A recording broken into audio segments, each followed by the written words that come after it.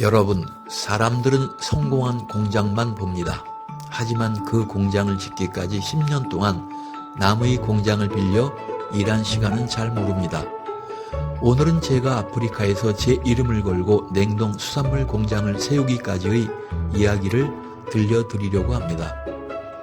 많은 분들이 제 영상을 보시면서 이렇게 말씀하십니다. 처음부터 공장을 세우셨군요.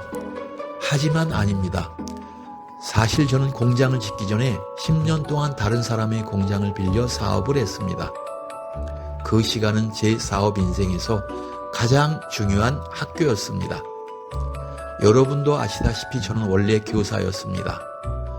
프랑스에서 석사와 박사 과정을 마친 뒤 강원도 국공립중고등학교에서 영어와 프랑스어 교사로 16년 6개월을 근무했습니다. 그리고 2000년 안정된 교직을 내려놓고 아프리카로 왔습니다. 처음에는 무역 중개인으로 시작했고 자수원단과 여성 액세서리, 가발 등 다양한 일반 잡화 사업을 직접 운영했습니다. 부산체육관 공매에서 아무도 관심을 갖지 않던 가발 12컨테이너를 매입해 큰 수익을 올리기도 했고 감비아와 세네갈에 매장을 열어 사업을 확장하기도 했습니다. 하지만 시간이 흐를수록 저는 일반 잡화 사업의 한계를 절실히 느꼈습니다. 외상 거래가 많았고 신뢰를 악용하는 거래처를 만나기도 했습니다. 실제로 말리의 한 거래처에서는 당시 제게 큰 돈이었던 약 5천만 원의 대금을 회수하지 못하는 아픈 경험도 했습니다.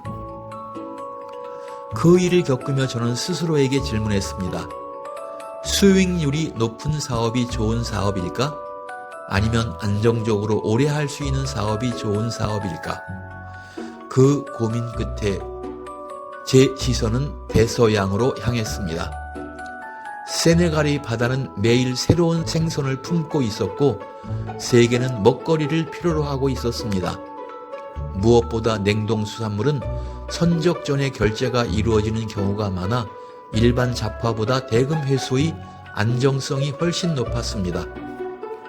저는 수산물 사업으로 방향을 바꾸기로 결심했습니다. 하지만 현실은 또 다른 도전이었습니다. 공장을 새로 지을 자금은 없었습니다. 그래서 저는 세네갈 현지인이 소유한 냉동 공장을 임대해 사업을 시작했습니다. 한 곳에서 오래 머문 것도 아니었습니다. 사업이 커지고 생산량이 늘어날 때마다 더 적합한 시설을 찾아 옮겨 다녔습니다.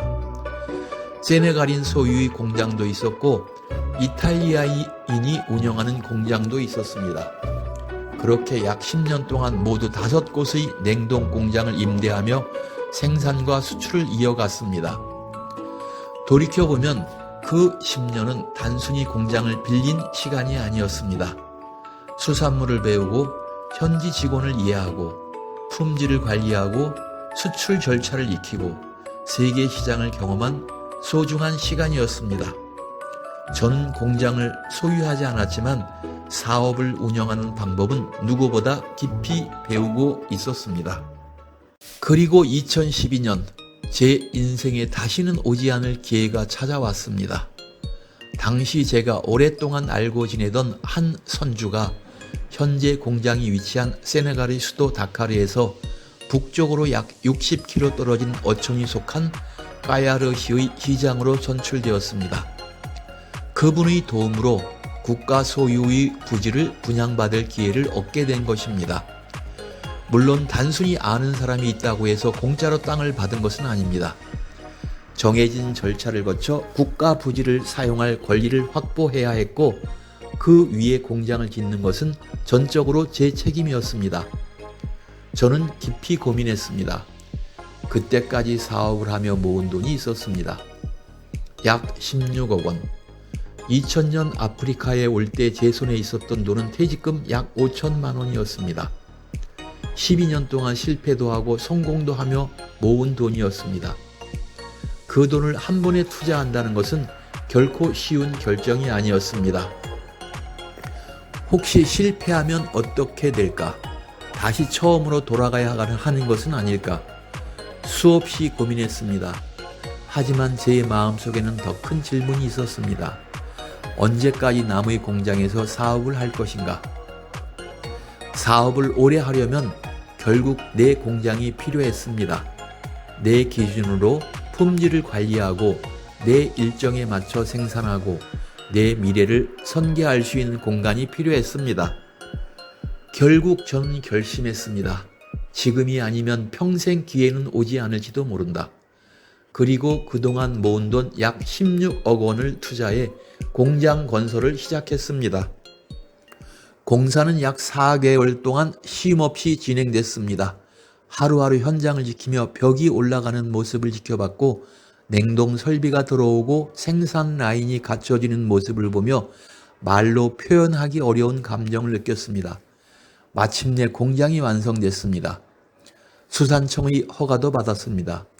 드디어 제 이름을 건 초이 인터내셔널 냉동 수산물 공장이 탄생한 순간이었습니다. 많은 분들은 여기서 이야기가 끝났다고 생각하실지도 모릅니다. 하지만 사실은 이때부터가 진짜 시작이었습니다. 공장은 완성됐습니다. 설비도 갖춰졌습니다. 허가도 받았습니다. 그런데 저는 곧 또 하나의 현실과 마주하게 됩니다. 공장이 있다고 생선이 저절로 들어오는 것은 아니었습니다.